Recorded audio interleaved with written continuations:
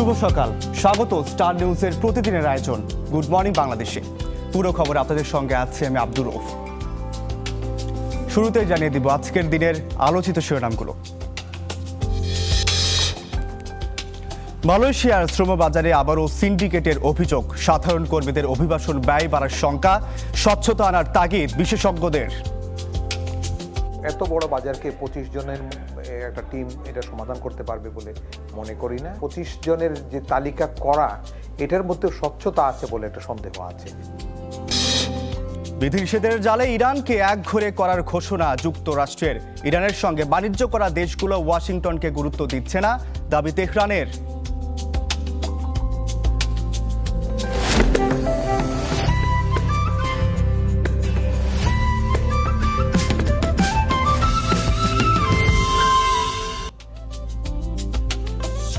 সিন্ডিকেটের কবলে পড়তে পারে মালয়েশিয়ার শ্রমবাজার, এমন আশঙ্কা জানিয়ে জনশক্তি রপ্তানিকারকদের অনেকেই বলছেন এতে সাধারণ কর্মীদের মালয়েশিয়া যাওয়ার খরচ বেড়ে যেতে পারে।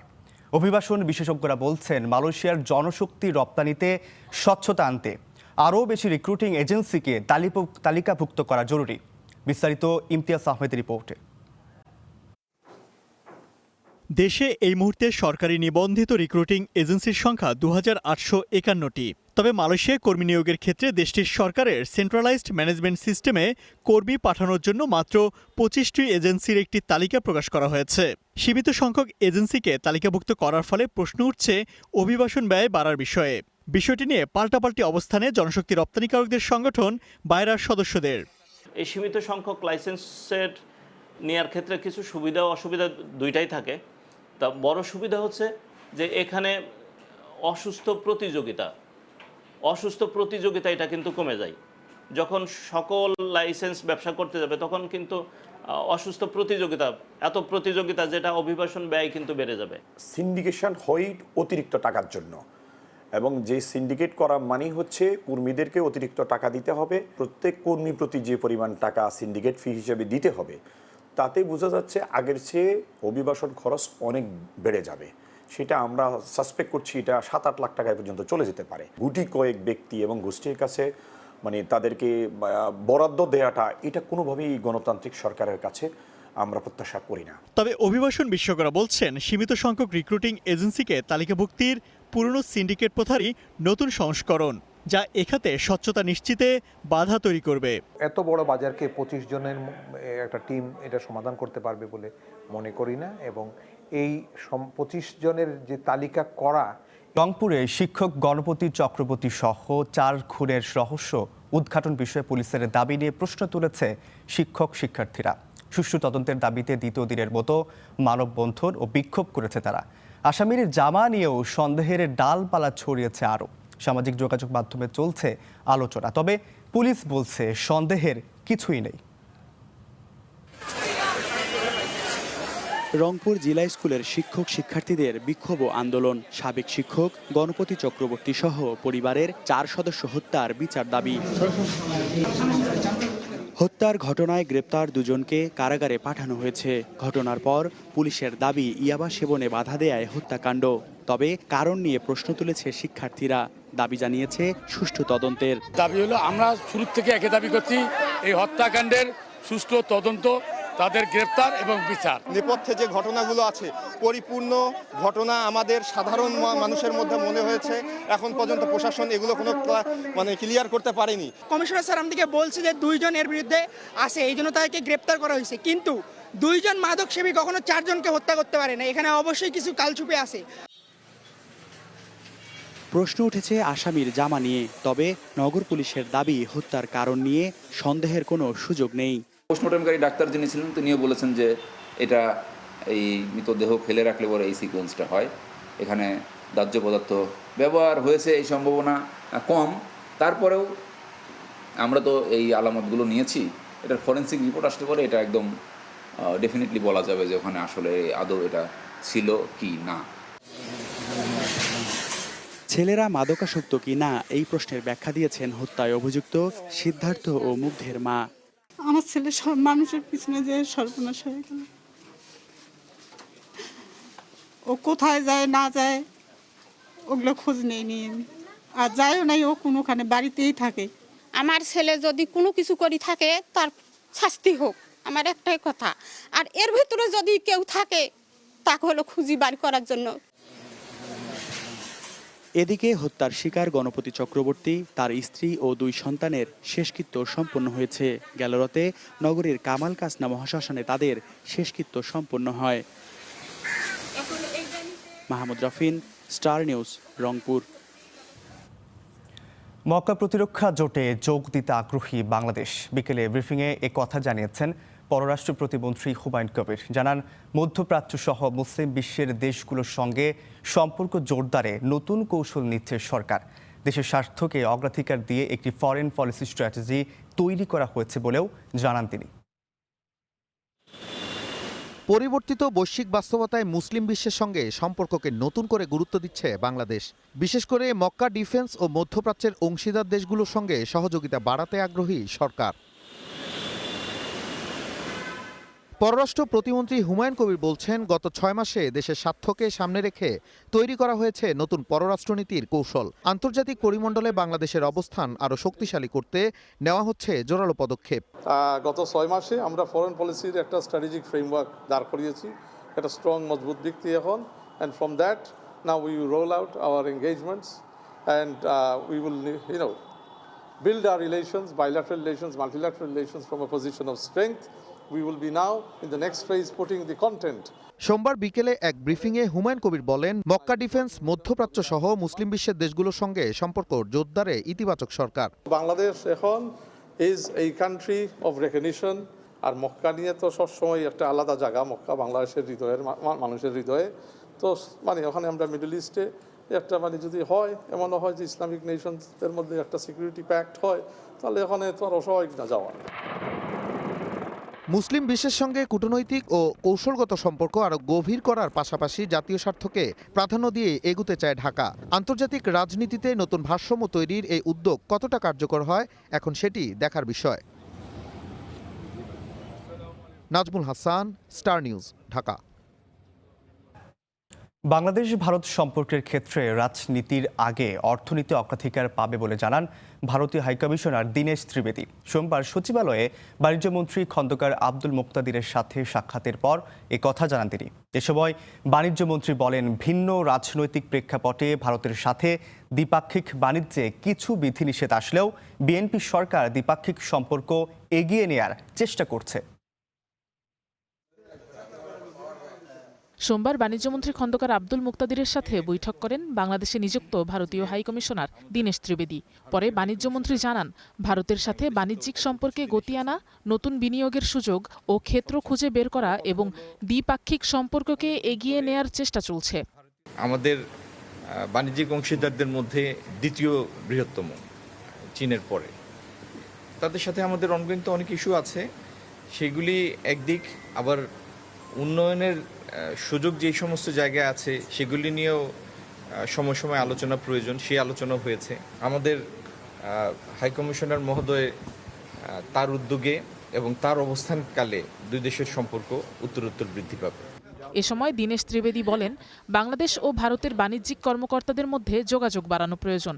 এছাড়া রাজনীতির আগে অর্থনীতি অগ্রাধিকার পায়, এমনটিও জানান তিনি। সাধারণ মানুষ কি চায়? সাধারণ মানুষ চায় চাকরি, শিক্ষা, স্বাস্থ্য, ভালো রাস্তা, বিদ্যুৎ। আর এইটা হতে পারে যখন বাণিজ্য, বিজনেস টু বিজনেস। তাহলে এইটাই কথা হলো যে আমার লেভেল থেকে তো আমরা সব কথাবার্তা হবে, কিন্তু এইটাও দরকার যে অফিসার লেভেল, আমাদের অফিসার্স আর বাংলাদেশের যে বাণিজ্য মন্ত্রণালয়ের অফিসার, ওরা রেগুলার টাচে থাকা দরকার। যখন অর্থনীতি রাজনীতি থেকে আগে চলে যায়, তখন রাজনীতি ওর পেছনে পেছনে যায়। অর্থনীতি হবে লোকেদের উন্নয়নের কাজ। বৈঠকে দুই দেশের অর্থনৈতিক ও বাণিজ্যিক সম্পর্ক আরও শক্তিশালী করতে বিভিন্ন বিষয়ে আলোচনা হয়। Afroza Lamia, star news, Dhaka. দর্শক, আপনাদের অনেকেরই অভ্যাস সকালবেলা পত্রপত্রিকার পাতায় চোখ বুলিয়ে দেওয়ার। আর তাই গুড মর্নিং বাংলাদেশের এই পর্যায়ে আপনাদের সুবিধার্থে আমরা আজকে জানবো পত্রপত্রিকার পাতায় কোন কোন শিরোনামগুলো জায়গা পেয়েছে। জানতে চাই পত্রপত্রিকা, দেশের শীর্ষ পঠিত পত্রপত্রিকার প্রথম পাতাতে কোন কোন শিরোনামগুলো জায়গা করে নিয়েছে। আমরা শুরুতেই প্রথম আলোতে দেখতে চাই তারা কি কি শিরোনাম করেছে। প্রথমেই মোটা দাগে যে শিরোনামটি করা হয়েছে, সরকারের গুদামে সার আছে, সমস্যা বিতরণে। যেমনটি আমরা বেশ কয়েকদিন ধরে দেখছিলাম যে গ্যাস সংকট, পরবর্তী সময় বিদ্যুৎ সংকট এবং এবার যে সংকটটি দেখা দিয়েছে সেটি হলো সার সংকট, এবং এতে বিপাকে পড়েছেন কৃষকরা। গত দিনেও যেমনটি দেখেছিলাম যে একটি গুদাম থেকে কৃষকরা 197 বস্তা সার তারা আসলে সেখান থেকে নিয়ে যায় এবং পরবর্তী সময় পুলিশের হস্তক্ষেপে তারা 33 বস্তা সার আবার ফেরত দেন। তো এমনই একটি আসলে শিরোনাম প্রথম আলো করেছে। পাশাপাশি যদি তাকাই সেখানে আরেকটি শিরোনাম করেছে, সারের বরাদ্দে ঘাটতি ও বিতরণের সমস্যার কথা বলছেন কৃষকেরা। এই যে সার সংকট নিয়ে আসলে কৃষকের নানা মন্তব্য, নানা শঙ্কা, সেই বিষয়ে প্রথম আলো একটি শিরোনাম করেছে। পশ্চিমের বিয়ের সাজ বাংলাদেশি গাউনে, অর্থাৎ সবসময় আমরা যেমনটি দেখি যে বাংলাদেশ পোশাক খাতে কিন্তু সবসময়ই ভালো করে, শীর্ষে রয়েছে। ঠিক তেমনি একটি শিরোনাম তারা করেছে যেখানে একটি তথ্যও তারা দিয়েছে, বাংলাদেশ থেকে 37টি দেশে যাচ্ছে গাউন, দাম হবে $500 থেকে $1,500, লক্ষ্য মধ্যম শ্রেণীর ক্রেতা।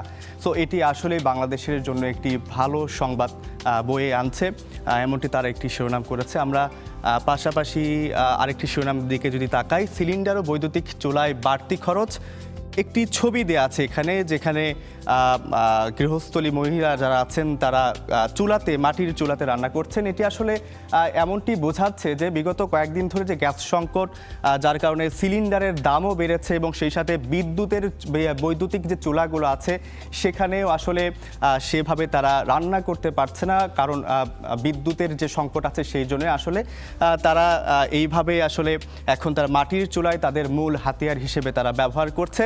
2 জনের মৃত্যুদণ্ড বহাল, 4 জনের যাবজ্জীবন। যেমনটি আমরা দেখেছি গতকালকে একটি রায় ঘোষণা হয়েছে ফেনীর নুসরাত হত্যা মামলায়, যেখানে হাইকোর্টের রায়ে খালাস পেয়েছেন 10 জন এবং সেই সাথে নিম্ন আদালতের রায় দেয়া বিচারকের ফৌজদারি বিচারিক ক্ষমতা থেকে সরিয়ে দিতে নির্দেশ করা হয়েছে। এমনটি আসলে প্রথম আলোতে তারা শিরোনাম করেছে। আমরা এবার যদি আরেকটি পত্রিকাতে যেতে চাই, যদি আমরা দেখতে চাই সমকালে দেখতে চাই তারা কি কি শিরোনাম করেছে। সমকালে মোটা দাগে প্রথম যে শিরোনামটি করা হয়েছে, জ্বালানি ভর্তুকির চাপে বাজেট ব্যবস্থাপনা কঠিন হয়ে পড়ছে। এই যে জ্বালানি সংকট নিয়ে বেশ কিছুদিন ধরে সমস্যা, আগে যেমনটি ছিল যে বেশ কয়েক মাস আগে জ্বালানি সংকট ছিল, পরবর্তী সময় গ্যাস সংকট, তারপরে বিদ্যুৎ সংকট, এখন সার সংকট। সো এই সব কিছু মিলিয়ে আসলে একটি শিরোনাম তারা করেছে, জ্বালানি ভর্তুকির চাপে বাজেট ব্যবস্থাপনা কঠিন হয়ে উঠছে। নিচের দিকে যদি তাকাই, 2টি কার্গো নিয়ে অনিশ্চয়তা, কমতে পারে গ্যাস সরবরাহ। এমনিতেই তো গ্যাস সরবরাহ কম, তারপরে যদি আবার 2টি কার্গো নিয়ে অনিশ্চয়তা, কমতে পারে গ্যাস সরবরাহ। সো বাংলাদেশিদের বাংলাদেশে যারা আছেন তাদের জন্য এটিও একটি দুঃখ বয়ে নিয়ে আসতে পারে। নেতিবাচক প্রবণতা বেশি, ঘুরে দাঁড়াতে সময় লাগবে, এমনটি আসলে একটি শিরোনাম করেছে, যেখানে একটি তথ্য দেওয়া আছে সরকারের 6 মাসের অর্থনীতি নিয়ে সিপিডির মূল্যায়ন। সরকারি উচ্চ পদে রাজনীতিবিদদের নিয়োগ দেয়া উদ্বেগজনক, 0 টলারেন্স ঘোষণার পরও মব সহিংসতা অব্যাহত, এমনটি আসলে তারা একটি শিরোনাম করেছে।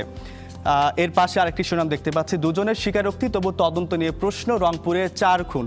অর্থাৎ এই রংপুরে যে 4 খুন হয়েছে, যেমনটি আমরা গত 2 দিন আগে জেনেছি যে শিক্ষক সহ পরিবারের 4 জনকে হত্যা করা হয়েছে।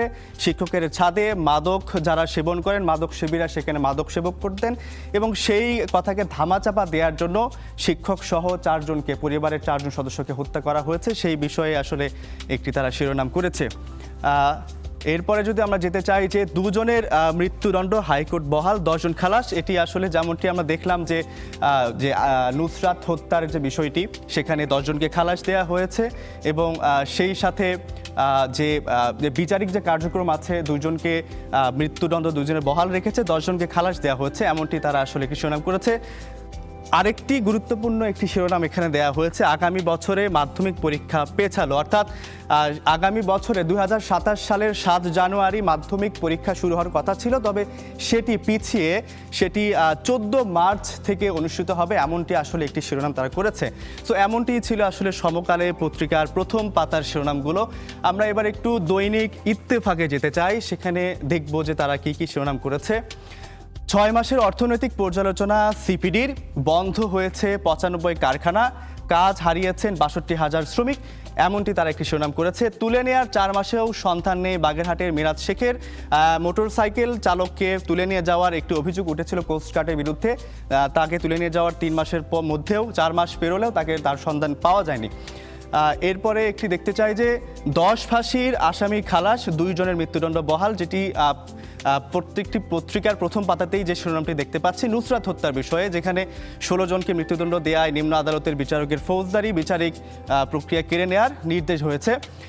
এর পাশে একটি প্রধানমন্ত্রীর একটি ছবি দেখতে পাচ্ছি, আমাদের প্রধানমন্ত্রীর ছবি, সেখানে একটি শিরোনাম করেছে মন্ত্রিসভার বৈঠকে খসড়া অনুমোদন, আর্ম পুলিশ ব্যাটালিয়নের ক্ষমতা বাড়ছে, অপরাধ তদন্তের প্রস্তাব, এমনটি তারা একটি শিরোনাম করেছে। সেই সাথে নিচের দিকে যদি যেতে চাই, রংপুরে 4 খুন, উত্তর নেই অনেক প্রশ্নের, অর্থাৎ পুলিশের ব্রিফিং প্রত্যাখ্যান করে নিরপেক্ষ তদন্ত দাবি, শিক্ষার্থীদের সড়ক অবরোধ ও বিক্ষোভ, গ্রেফতার 2 তরুণের আদালতের স্বীকারোক্তি, এমনটি আসলে তারা একটি শিরোনাম করেছে।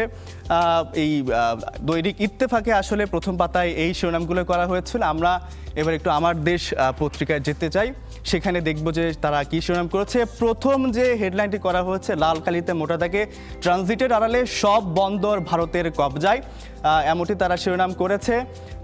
সরকারকে সহযোগিতা করছি কিন্তু এভাবে কতদিন, এমনটি আসলে তারা শিরোনাম করেছে।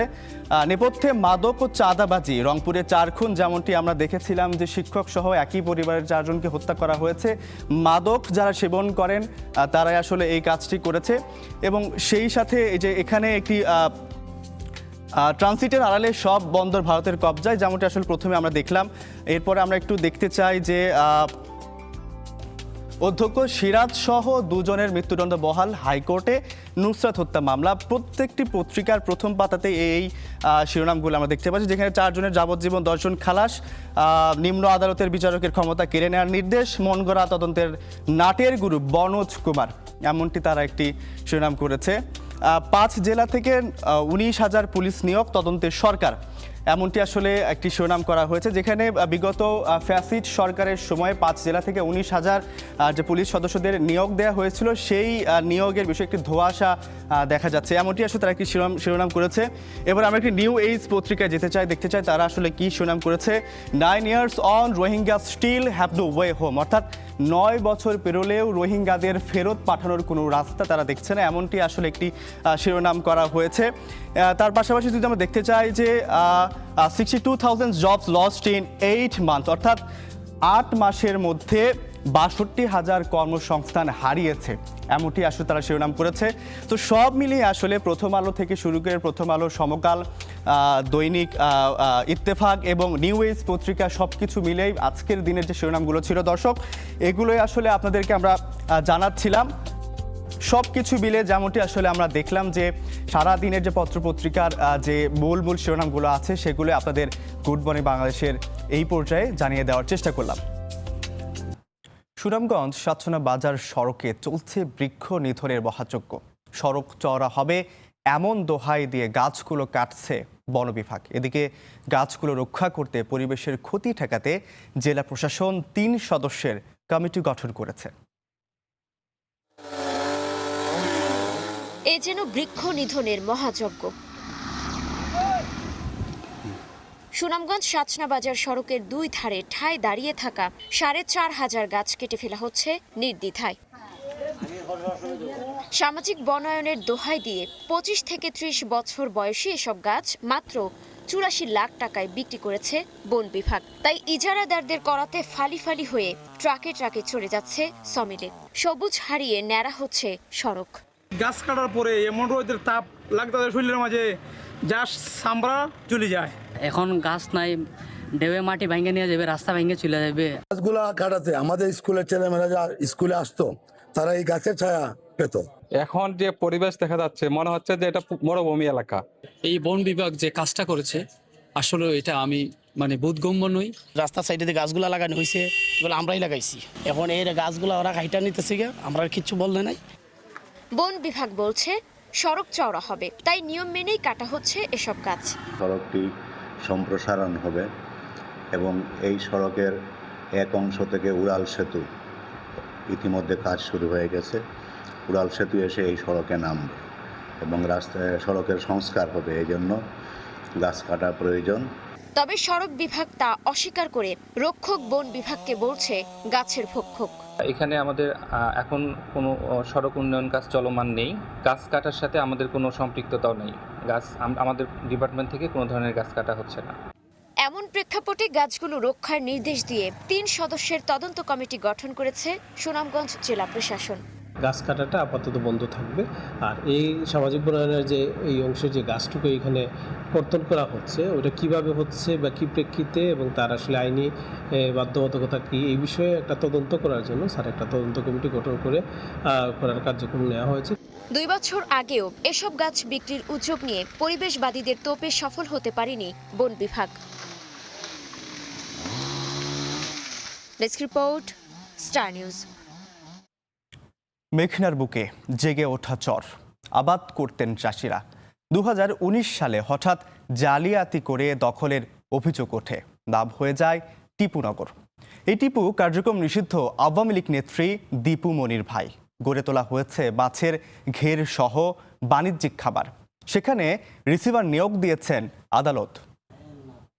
জায়গাটিতে একসময় সাধারণ কৃষক নানান ধরনের ফসল উৎপাদন করত, কিন্তু কয়েক বছর আগে সাবেক শিক্ষামন্ত্রী ডাক্তার দীপু মনির ভাই জিয়ারউদ্দিন টিপু জায়গাটি দখল করে নেয়। এই 50 একর জায়গার উপর বেশ কয়েকটি মাছের ঘের, সুপারি বাগান এবং আম বাগান গড়ে তোলে টিপু বাহিনী। চাঁদপুর হাইমচরের বাহেরচর এলাকা, মেঘনা নদীর পশ্চিমে জেগে ওঠা এই চর পরিচিত টিপুনগর নামে। এই জমিতে আগে আবাদ করতেন চাষিরা, তবে 2019 সালের পর থেকে তারা হারিয়েছেন সেই সুযোগ। জালিয়াতি করে 48.525 একর জমি দখলের অভিযোগ কার্যক্রম নিষিদ্ধ আওয়ামী লীগ নেত্রী দীপু মনির পরিবারের বিরুদ্ধে। দীপু মনির ভাই JR ওয়াদুদ টিপু, তার নামেই এখন চরটি। টিপু সাহেব আইসা সালুদ্দি চেয়ারম্যানের দায়িত্বে এখন লোক কিছু জমিন আমার চাচার থেকে ওই টাকার বিনিময়ে লইছে, কিছু জমিন আমাকে কিছু জমিন জোরপূর্বকভাবে নিয়ে তারা এরা লোক গিরি কাটছে। বাড়িঘর মাঝখানে রাইকা চতুর সাইডে যখন বান দিছে, বান দেওয়ার পরে ওই লোকজনের কইছে যে তোমরা এখান থেকে উঠে যাও। ওই লোকজন যখন না উঠছে হারা এইটার ভিতরেই আপনার ডেজার দিয়া যখন ডেজারিং করেন আরম্ভ করছে বেকু দিয়া, তখন ওই লোকজন নিরুপায় উঠে গেছে। চরটিতে মাছের ঘের, গবাদি পশুর খামার ও সবজির বাগান গড়ে তোলা হয়েছে, সেখানে রিসিভার নিয়োগ দিয়েছেন আদালত। দেখভাল করছেন হাইমচর থানার ওসি। টিপুনগরীর সংশ্লিষ্ট রক্ষণাবেক্ষণ ও উন্নয়নের জন্য আমরা একটা কমিটি গঠন করি এবং কোর্ট আমাদেরকে এই আদেশ দেন যে এটার ক্রয় বিক্রয়, এটার উন্নয়ন এবং এটার খরচ ওসি এটা মেনটেন করতে পারবে। 2022 সালে 6 দলিল বাতিলের মামলা করেন তৎকালীন জেলা প্রশাসক। মামলাটি এখনও বিচারাধীন। এখানে ফলজ সম্পদ আছে এবং মৎস্য সম্পদ আছে। তৎপ্রেক্ষিতে মাননীয় আদালত আমাদের অফিসার ইনচার্জ হাইমচর থানাকে এটাকে রিসিভার হিসেবে নিয়োগ দেন। এদিকে সম্প্রতি ঘের থেকে মাছ বিক্রির ঘটনায় প্রশ্ন উঠেছে। কাদের পলাশ, স্টার নিউজ, চাঁদপুর। আন্তর্জাতিক প্রসঙ্গ।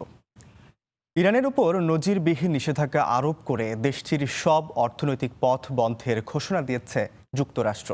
মার্কিন ট্রেজারি সেক্রেটারি স্কট বেসেন্ট বলেছেন, তেহরানকে একঘরে না করা পর্যন্ত বিশ্বজুড়ে ইরানের অর্থনীতিকে টিকে রাখা প্রতিটি লাইফলাইন বিচ্ছিন্ন করাই ওয়াশিংটনের লক্ষ্য। অন্যদিকে ইরানের সঙ্গে বাণিজ্য করা দেশগুলো যুক্তরাষ্ট্রকে গুরুত্ব দিচ্ছে না মন্তব্য করেন ইরানের স্পিকার বাঘের গালিবাফ।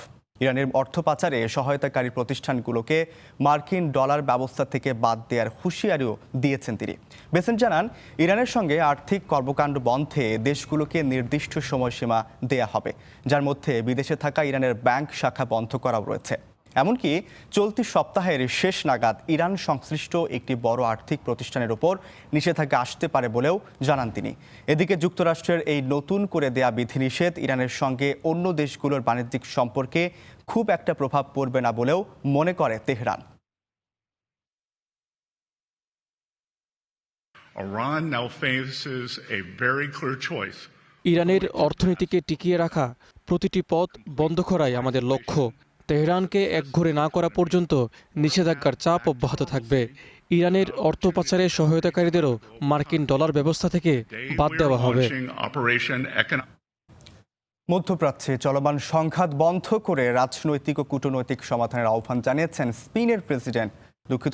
চীনের প্রেসিডেন্ট শি জিনপিং।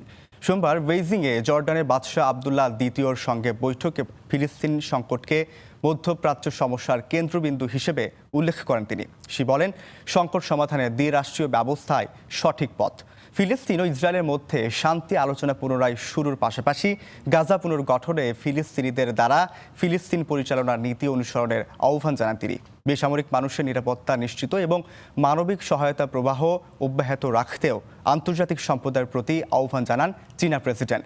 জর্ডানের বাদশাহ আবদুল্লাহ চীনের মধ্যপ্রাচ্য নীতির প্রশংসা করে বলেন, আঞ্চলিক শান্তি প্রতিষ্ঠায় বেইজিংয়ের ন্যায়সঙ্গত অবস্থান গুরুত্বপূর্ণ। বৈঠকে দুই নেতা চীন জর্ডান কৌশলগত অংশীদারিত্ব আরও জোরদারের পাশাপাশি অর্থনীতি, বাণিজ্য ও প্রযুক্তিগত সহযোগিতা বাড়ানোর বিষয়েও আলোচনা করেন। বৈঠকের পর অর্থনীতি, বাণিজ্য, শিল্প ও সরবরাহ ব্যবস্থা সহ বিভিন্ন ক্ষেত্রে একাধিক সহযোগিতা চুক্তি সই করে দুই দেশ। চীন এবং জর্ডান সবসময় পারস্পরিক সম্মান এবং সমতার ভিত্তিতে সহযোগিতা করে এসেছে। পরিবর্তনশীল আন্তর্জাতিক পরিস্থিতিতে দুই দেশের সম্পর্ক আরও গভীর করা উভয় দেশের জনগণের প্রত্যাশা। আঞ্চলিক শান্তি, স্থিতিশীলতা এবং সমৃদ্ধিতে আমরা আরও অবদান রাখতে চাই। People's Republic of China after my visit in 2015. চীনের সঙ্গে সম্পর্ককে আমরা অত্যন্ত গুরুত্ব দিই এবং বিভিন্ন ক্ষেত্রে সহযোগিতা আরও বাড়াতে প্রতিশ্রুতিবদ্ধ। উন্নয়ন ও অর্থনৈতিক প্রবৃদ্ধিতে চীনের অভিজ্ঞতা এবং আন্তর্জাতিক নেতৃত্বকে আমরা গভীরভাবে সম্মান করি। মধ্যপ্রাচ্যে চলমান সংকটের মধ্যেই ফ্রান্সের প্রেসিডেন্ট ইমানুয়েল ম্যাক্রনের সঙ্গে বৈঠক করেছেন সৌদি যুবরাজ মোহাম্মদ বিন সালমান। সোমবার প্যারিসের এলিসি প্রাসাদে অনুষ্ঠিত বৈঠকে ইরান যুদ্ধ, গাজা ইসরায়েল সংঘাত এবং লেবানন সিরিয়ার পরিস্থিতি নিয়ে আলোচনা হওয়ার কথা রয়েছে। ম্যাক্রনের কার্যালয় জানিয়েছে, মধ্যপ্রাচ্যের উত্তেজনাই ছিল বৈঠকের অন্যতম প্রধান আলোচ্য বিষয়। অঞ্চলটিতে চলমান সংঘাত ও অস্থিরতার মধ্যে ফ্রান্স ও সৌদি আরবের অবস্থান এবং সম্ভাব্য কূটনৈতিক উদ্যোগ নিয়ে দুই নেতার আলোচনার দিকে নজর রয়েছে। আলোচনায় গুরুত্ব পাচ্ছে হরমুজ প্রণালীর বিকল্প জ্বালানি রুটও, নতুন পাইপলাইন, পরিবহন সক্ষমতা বাড়ানো এবং বিকল্প বন্দর নেটওয়ার্ক গড়ে তোলা। তিনি অভিনেত্রী, মডেল ও ব্লগার। এবার তার নতুন পরিচয় যেন হুবহু মিলে গেল বাংলাদেশের রাজনীতির এক আলোচিত অধ্যায়ের সঙ্গে। সাবেক প্রধানমন্ত্রী বেগম খালেদা জিয়ার সাজে ক্যামেরার সামনে হাজির হয়ে রীতিমতো তাক লাগিয়ে দিলেন। মুহূর্তেই ভাইরাল হলেন রুকাইয়া জাহান চমক। হালকা রঙের প্রিন্টের শাড়ি, গলায় মুক্তার মালা, চোখে সানগ্লাস, চেহারা আর সাজে যেন হুবহু বেগম খালেদা জিয়া। অভিনেত্রী, মডেল ও ব্লগার রুকাইয়া জাহান চমকের নতুন লুক ঘিরেই এখন সামাজিক মাধ্যমে আলোচনা। সম্প্রতি নিজের ফেসবুক পেজে ডিসকভারিং বাংলাদেশ উইথ চমক ব্লগ সিরিজের দ্বিতীয় সিজনের 19তম পর্ব প্রকাশ করেন অভিনেত্রী। বেগম খালেদা জিয়া শিরোনামের এই পর্বে বাংলাদেশের সাবেক প্রধানমন্ত্রী ও বিএনপি চেয়ারপারসনের জীবন ও রাজনৈতিক পথচলা তুলে ধরেছেন তিনি। ঢাকার জিয়া উদ্যান সহ বিভিন্ন স্থানে এবং স্টুডিওতে ধারণ করা হয়েছে ভিডিওটি। ভিডিওতে চমকের সাজে উঠে আসে খালেদা জিয়ার পরিচিত উপস্থিতির ছাপ। শাড়ি, মুক্তার মালা আর সানগ্লাস সব মিলিয়ে তার এই লুক যেন ফিরিয়ে আনে সাবেক প্রধানমন্ত্রীর পরিচিত অবয়ব। ভিডিও প্রকাশের পরেই সামাজিক মাধ্যমে শুরু হয় প্রশংসার ঝড়। নেটিজেনদের অনেকেই চমকের অভিনয়, সাজ ও উপস্থাপনার প্রশংসা করেছেন। কারো মন্তব্য, পুরো খালেদা জিয়ার মতোই লাগছে চমককে। আবার কেউ বলেছেন, প্রথমবার কাউকে এতটা নিখুঁতভাবে বেগম খালেদা জিয়ার চরিত্রে উপস্থাপন করতে দেখা গেল। এমনকি ভিডিও দেখে মুহূর্তের জন্য সত্যি বেগম খালেদা জিয়াকে মনে হয়েছে, এমন মন্তব্য করেছেন অনেকে। তবে খালেদা জিয়ার সাজে চমকের হাজির হওয়া এবারই আলোচনার একমাত্র কারণ নয়। চলতি বছর কুষ্টিয়ার একটি আসন থেকে সংরক্ষিত নারী আসনে সংসদ সদস্য হওয়ার জন্য বিএনপির হয়ে মনোনয়ন ফরম কিনেও আলোচনায় এসেছিলেন এই অভিনেত্রী। সে সময় আনুষ্ঠানিকভাবে বিএনপিতে যোগ দেওয়ার কথাও জানিয়েছিলেন তিনি। অভিনয়ের পর্দা পেরিয়ে এবার ইতিহাসের এক আলোচিত রাজনৈতিক চরিত্রকে নিজের মতো করে তুলে ধরলেন রুকায়া জাহান চমক। আর খালেদা জিয়ার সাজে তার এই উপস্থিতি নতুন করে কৌতূহল তৈরি করেছে দর্শক নেটিজেনদের মাঝে। মাছারুল তামিম, স্টার এন্টারটেইনমেন্ট। দর্শক, এই ছিল গুড মর্নিং বাংলাদেশে। এতক্ষণ আমাদের সঙ্গে থাকার জন্য অসংখ্য ধন্যবাদ।